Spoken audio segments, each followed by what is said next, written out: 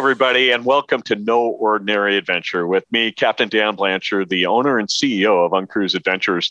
And I have a special friend to the industry on with me today.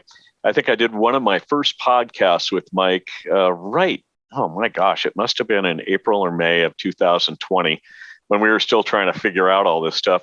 But Mike is the founder of Travel with Meaning and at travelwithmeaning.com, and is just a wonderfully good-hearted guy. And what we're hoping to do today is kind of dip into Mike's psyche a little bit, learn about what makes him tick, and really, and I think this is super important as we depart COVID, or I'm not quite sure where we're at with all that, but that we look at travel in a different way, and that maybe every footstep we make from here out in life has a little more value, a little bit more meaning, and particularly when we travel in foreign places away from our homeland and experiencing life. So with that, Mike, welcome, brother. Dan, wonderful to see you again, and thank you so much for having me on the program. Yeah, and you and I have just prior to the program, we're talking about our puppies. We both have pups sitting outside our doors or very close to us. Just made me smile as well. So what a great way to start the podcast, knowing we both have puppies just yearning to be with us. Absolutely. There's nothing better than a pup or a dog animal that you got by your side. That's for sure. Yeah, no kidding, especially these days. Well, let's start talking a little bit about what does Travel with Meaning really provide? What are the things that are really pillars of what Travel with Meaning is all about? Thanks, Dan. Again, thank you again for having me on the program, and thank you for everything that you and your team at UnCruise do. I think you guys do a phenomenal job. When I first launched Travel with Meaning, I had a lot of people say to me, well, what is meaning? Like I'd figured out some secret sauce in life. And, I would always say to everyone, well, what do you want it to be? Because you see, travel is personal to each and every one of us. And what I've learned from talking to hundreds and hundreds of people over the last several years is there are certain things, pillars, as you said, that people will share that are part of their meaningful stories. And they come up organically in conversations that people will start sharing that really resonated with them, that meant something to them, that left a lasting impression on them, that so much so that it's much like you just said, the pillars allowed me to really create these principles of meaning. So to your question, what is this? What are we trying to do? We're trying to get people just to really stop and to appreciate those moments and to have and to share these extraordinary adventures that really move, touch, and inspire us. Let's face it, we're all pretty much going to put a lot of stuff on social media. I'm asking people not really to feel like they need to be in that moment. You can capture your content, but just be there, be present, and don't miss the magic of that adventure. Well, boy, that is the secret, the magic of the adventure, isn't it? It's so awesome and wonderful. But tell me, how does a guy that, was basically an entertainment agent from the past go to this kind of deep, soulful thing that is just so, in my mind, kind of a rock star change in life? I mean, the truth is I got fired by two of my clients. I got fired by two of my clients who were my two dear friends, or so I thought. And ironically enough, I had been doing a lot of self-help work on myself that year. I previously I'd gotten divorced, and I was like, okay, I'm in the space of figuring me out. And that's 3 to 5 months prior to this big firing, if you will. I'd been in a self-help workshop with two of my clients, the same two clients. And the question came up of, what do you define success? And my one client says, oh, when I get a TV show, that's success. And my other client, who was a musician, said, oh, when I get my record deal, that's success. And I looked, and they turned to me and they said, what's success? And I said, well, when he gets a TV show and he gets a record deal, that's my success. What I realized was I didn't know myself, and I was basing who I was off everyone else. And so what happened was I got fired, and I decided, as opposed to going to work for another company or doing something else, I bought a one-way ticket and I started traveling. And through the course of my travels, I started just interviewing people, kind of as a way to not really just be a solo traveler, as a way to meet and connect people. And what I found is no matter who you are or where you're from or your background or country you grew up in, we're all a lot alike. And those moments and conversations really were kind of that defining thing for me of what I really love and what really inspired me. Well, that is an awesome little tidbit of a start. But I mean, that's just the corner of this iceberg, I know. But so you went from kind of having this entertainment agent, then you went into being an entrepreneur. That entrepreneurial thing, was that always kind of buried in there and you just kind of flourished when you started this? Or tell me how that worked. I mean, it's always been buried. It's always been something in my blood on a lot of levels, right? Even from being a talent agent, just thinking outside the box. And I will say, even in some early travels, when I bought that one-way ticket, I probably spent way too much time thinking, wow, what reality show can we create out of this? Or what can we do, as opposed to really, enjoying the moment. Yeah, I missed a lot of things. I truly did. I'm at fault. I don't know, fault, lessons learned. So a lot of stuff just kind of came from that. And what I really realized when I came back and tried to figure out what this job life situation looked like, nothing inspired me. I really missed these conversations, these connections with people. And I really stumbled upon Travel with Meaning as a way to continue to feed my curiosity and passion of connections with like-minded travelers. I'd go to networking events in LA in the travel industry, as I always had a passion for wanting to work in that industry. But I found that nobody ever talked about their travel stories. People talked about, the job they were going to get or the free trip they took, but nobody talked about, wow, the time that I was sailing in the Sea of Cortez, or I was in Alaska, or I was in Italy, this happened to me, or that happened to me. I met this person. And I was longing for those stories that impacted people's lives, that were kind of those wow moments.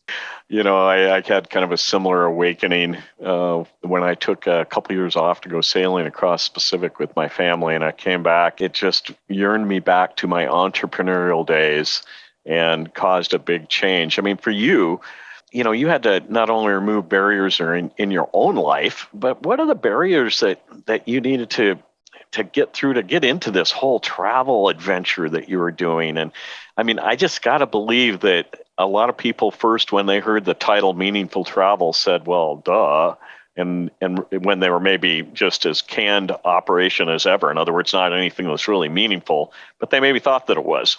And I agree that, everyone has their own value for what's meaningful. But I think for you and I, it is more the experiential impacting society in a really positive way wherever you go. But what were some of the things you came against as removing? How did you remove barriers to get where you're at today? When I first was really pitching the idea, when I came back from a trip, I think it was Bali in like 2015. Originally, I was doing like yoga retreats through Travel with Meaning. That was going to be kind of a focus. And then I realized I live in Venice Beach at the time, and everyone did yoga retreats. And I was really more focused on these stories, and I wanted to do more of that conversation. And the first initial barriers were people saying to me, like, who cares? Well, why would I want to hear other people's travel stories? And what I quickly realized is, don't listen to what other people say. If you believe in it, you go do it. And what transpired from there is I started hosting these live events, and my podcast initially was all live show. In 2016, we started hosting these live shows. 2017,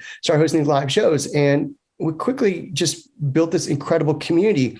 And I could literally see when guests were sharing these stories and in front of an audience, you could see this look on an audience member's face. Either they had some sort of connection to where this person was talking about, or they were going to their own place. And I could literally feel this from a guest sharing a story that they hadn't thought about in many, many years or ever told anyone. And so there was really something nostalgic and incredible happening that led me to believe that, hey, I'm on this right path. And that's kind of been the thing over and over again, is like, there's a lot of times as an entrepreneur, a lot of times that you're literally building the plane as you're flying it, and you're questioning a lot of the crap you're doing. Oh, how do I do this? Or how do I make money? But at the end of the day, it's, what do you love? Why are you doing this? And I still get a lot of people who email me and say, that episode or that story, wow, thank you. Don't stop.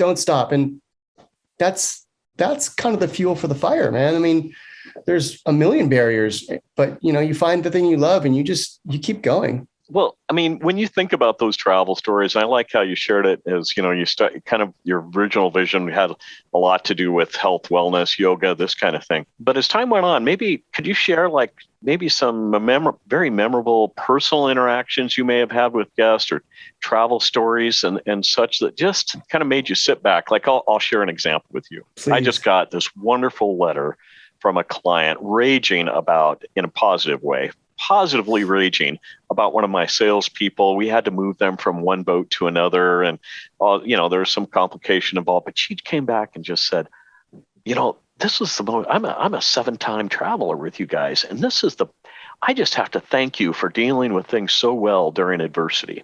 And it made me feel so good. So what kind of feel goods do you have in your file cabinet that you can share with us from maybe guest interactions?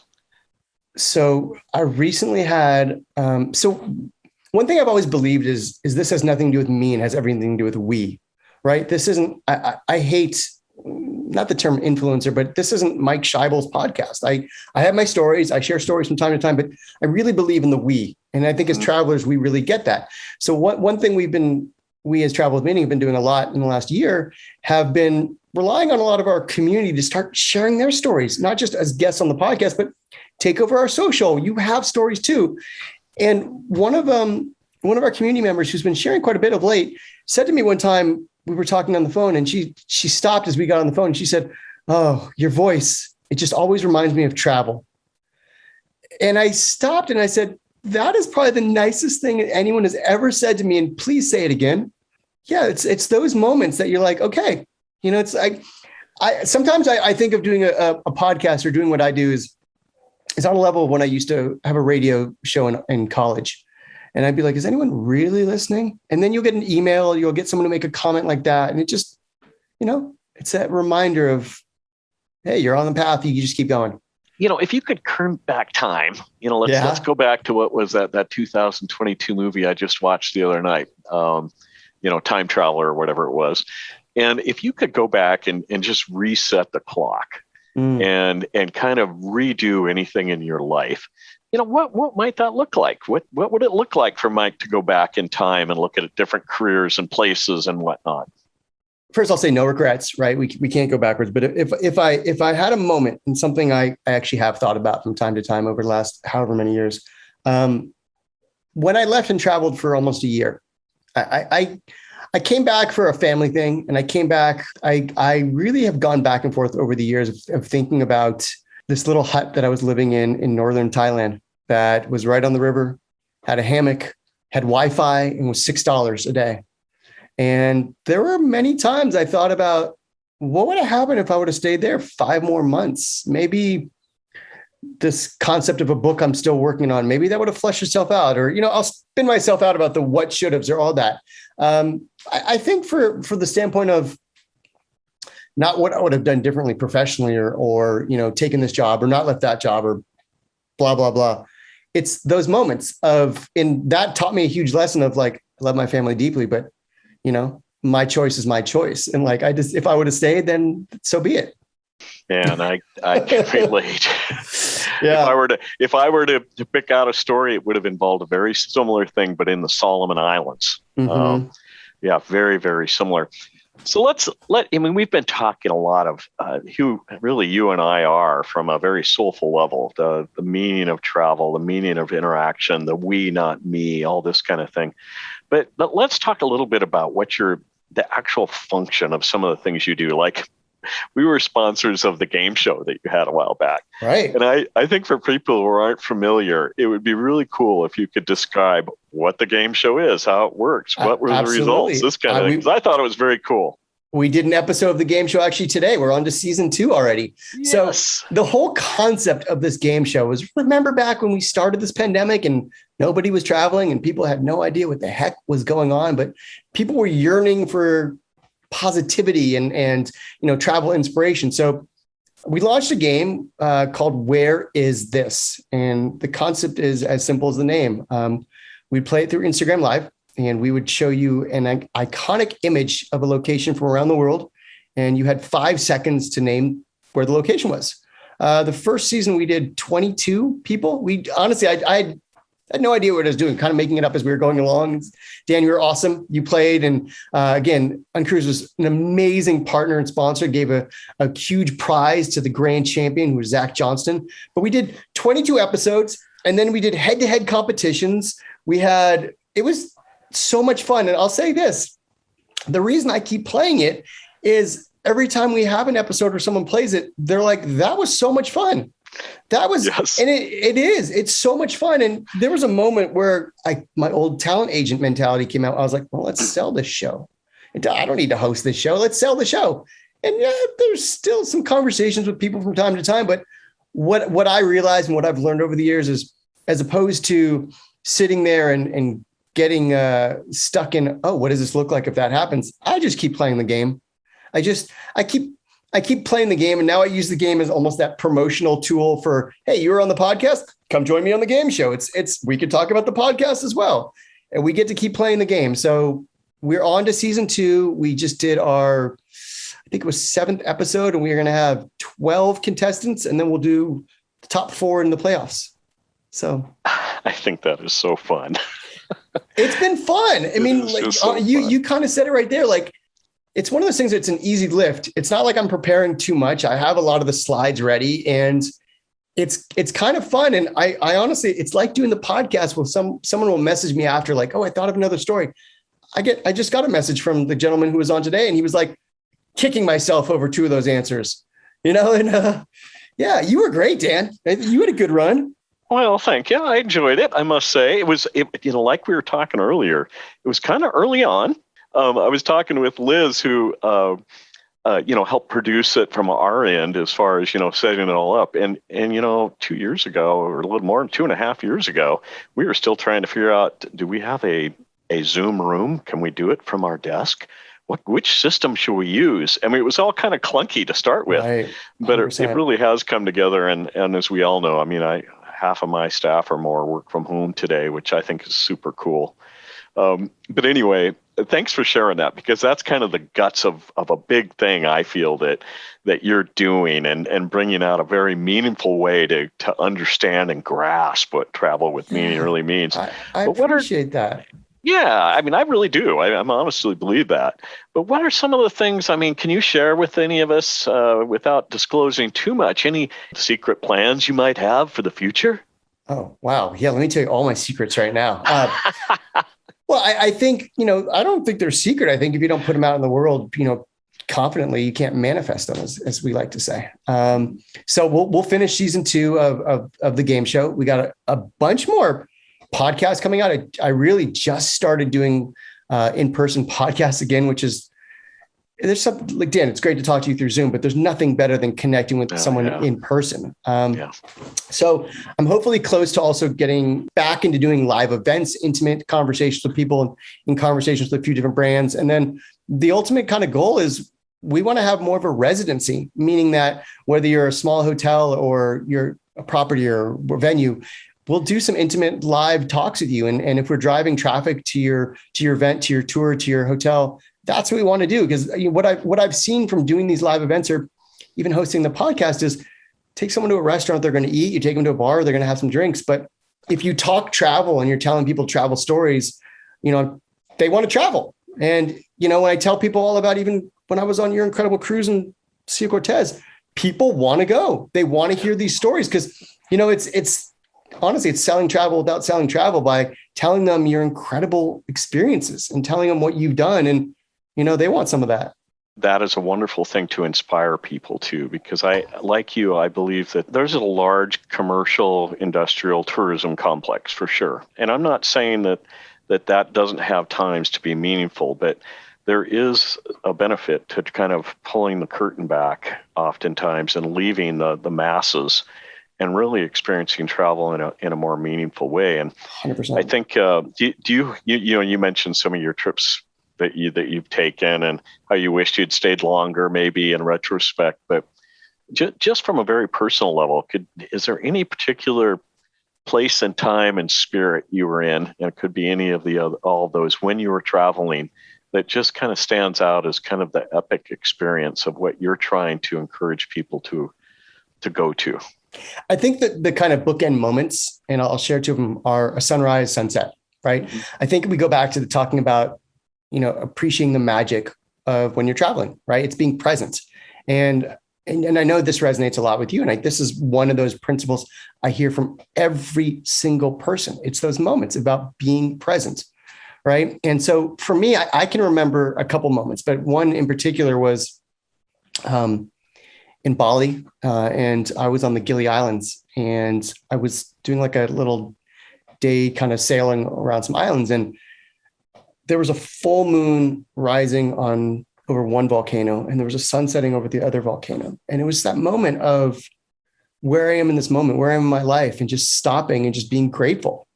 And I think those are what those present moments are, of just realizing that there's bigger things in the works. And, you just kind of have to go with the flow and ride the waves of life and find those moments to be grateful. I can't always stay in that hut. I can't always, dip out of where I think I need to be, but just enjoy those moments, and everything else will work itself out. Yeah. And I actually just heard from a guest 2 days ago, and I'll just share this with you. It's really kind of off script, but I think it's so important what we're talking about. I had a guest share with me, and actually he was with his guide, and they walked up the dock after the end of the trip, and the guide introduced me to this fellow, and he was traveling single.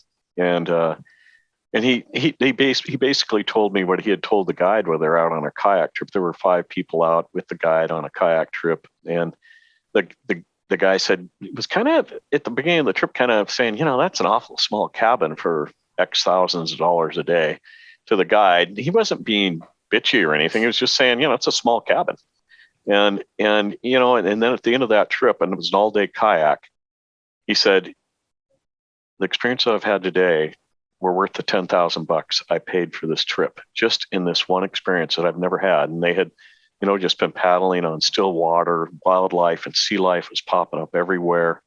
The sound of the birds. They actually ran across a bear, and the bear was eating mussels off the rocks, and they could hear the bear chewing on these mussels and barnacles. Oh. And, those are the kind of experiences that you and I are talking about that's the meaningful part of communing with nature, kind of bit, for sure.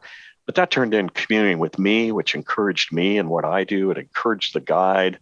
And it was just a beautiful, beautiful 5 minutes from him sharing that with me. Dan, I have one more moment that I really would love to share with you. I would like that. And Dan, this actually just happened recently on my UnCruise experience on the Sea of Cortez. That was one of the most magical things that's ever happened to me in my life.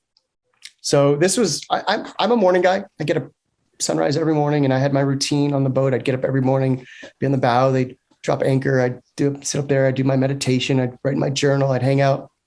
One morning, I believe we're at like Puerto dos Gatos, or one of those amazing places. You're just looking out, and it's just like the most picturesque, incredible landscape, right? Kind of looks like Utah. It's reddish. It's gorgeous. There's not a cloud in the sky. I mean, it's just one of those still perfect mornings, right? No wind, nothing. And I'm doing my little social media thing. I'm recording over the bow. And literally a second and a half after I stop, in the middle of the sky, fireball. And then it streaked across the sky. And whoa. I was like, what the fuck was that? So I'm like looking around. I'm the only one on the bow. I start jumping up and down to see if anyone's in the bridge, right? Nobody there. And I'm like, did I just make this up? Am I like hallucinating? I have no idea what's going on. Oh my gosh. I go inside, and the captain's right there. I tell her what I saw, and she was like, oh, you just saw a meteor. And I was like, well, that's incredible. So I'm just like completely like jazzed. This is great. I go to the back of the boat, and I'm like looking for my partner, Nicole, because I'm like, I got to tell someone what I saw. And 2 of the other passengers were standing right there, Bruce and Jane. And where they were standing, I could tell they were looking out sort of in that direction. And I stopped them. I said, hey, did you guys just see? And the moment I said that, they both looked at me and said, you saw it too? Oh my gosh. And Dan, what happened in that moment was the shared experience. Nobody else saw this. Like literally nobody else saw this. But the fact that the 2 of them saw it totally validated me. But we then had this incredible bond together. And for the rest of the trip, I called them my meteor amigos. But that was one of those moments that like, I have never experienced anything like that. That was so freaking cool and so out of the ordinary, right? And just one of those things that like I think about, like literally, I keep thinking about that over and over again since I came back. Now, I will say, Dan, I wanted to swim with whale sharks. I want to do the sea lions. That wasn't our trip. We didn't get to, but it was a Zen moment for me of being like, that's okay. I saw a meteor. Yeah. I'm like, you go with the flow. That was what I was. It was so unbelievable. That is what we're both working towards, huh? I'm just reveling in this story. Thank you. Yeah. And, as I keep saying, I think travel stories are it's that gold that we haven't really figured out how to mine yet. And I know what I've run into is that everyone's like, well, what's the ROI? And I keep coming back now with, no, ROI is pre-pandemic. We have to look at the ROIII now. What is your return on investment? What is your return on innovation and inspiration? Because if those stories come back and they actually really create that opportunity for someone to travel, someone to have a story, it turns onto that. But I think as we go forward, we need to find ways to really bring everyone together to share those stories. I started Travel With Me. I started traveling because I never thought I fit in. I'm not athletic. I can't cook. I'm this. But when you travel, you can be who you want to be. Yeah. And you get to talk to who you want to talk to. And I just had the most extraordinary time talking to people as we were just cruising along. And I'm so new still to the cruising world. And it's one of those things that every time I've been on 3 cruises, I'm like, how do I not do this more? This is incredible because this is where people get to shut off, chill out, take in the sights, and really connect with themselves and others. Okay. Quick response. Coffee or tea? Coffee. Quick response. Pacific or Atlantic? Pacific. Quick response. Rail or bus? Rail. Quick response. Sorbet or ice cream? Sorbet. Ooh, okay. Quick response. North or south? North. Quick response. Antarctica? Antarctica. I was going to say Antarctica or Arctic. Antarctica. Okay, cool. I love it. This is going to be a meaningful program. So how can they get in touch with you and follow you and get involved? Yeah, thank you. So travelwithmeaning.com is easy, right? And then also all social handles, Travel With Meaning, except for Twitter, it's just TWM worldwide. I don't know why.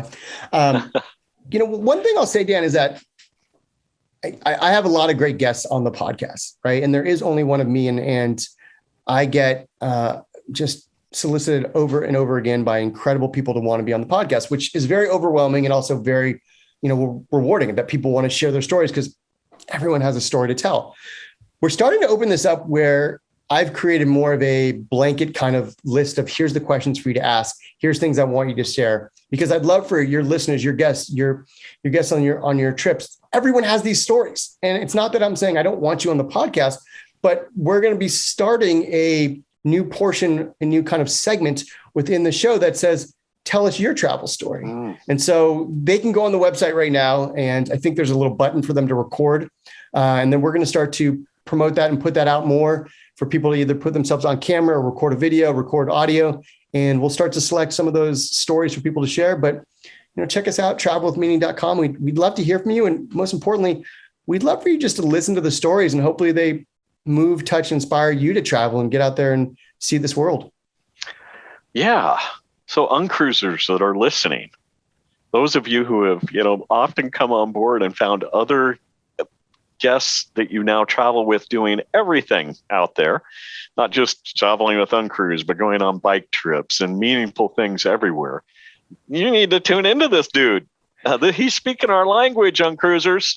Uncruisers, we are your people. I had the best time talking to the community of incredible, just extraordinary people and travelers and hearing their stories. I mean, it didn't hurt that you're in the most epic place in the world, but just connecting with the people. Yeah. So I would encourage people to tune in and find a story that you can resonate with. And if you have a story to share, reach out. We would love to connect with you. Sounds good. Well, Mike, thank you very much. I look forward to when our paths can cross in real time. Yes. It's been too much on the screen, not enough in the flesh. For all of you listening, I strongly suggest that you tune in with Mike on his podcast. I think that the type of traveler that Mike is talking about is the uncruiser, and it's the It's that bigger, heartfelt community of travelers that go places with intention, not just to fill a void in a calendar or fill a bucket list, but actually go there with an intention of accomplishing something good for themselves and good for others. So Mike, bless you, brother. I thank you very much for being on board, and I'll look forward to next time. Thank you, Dan.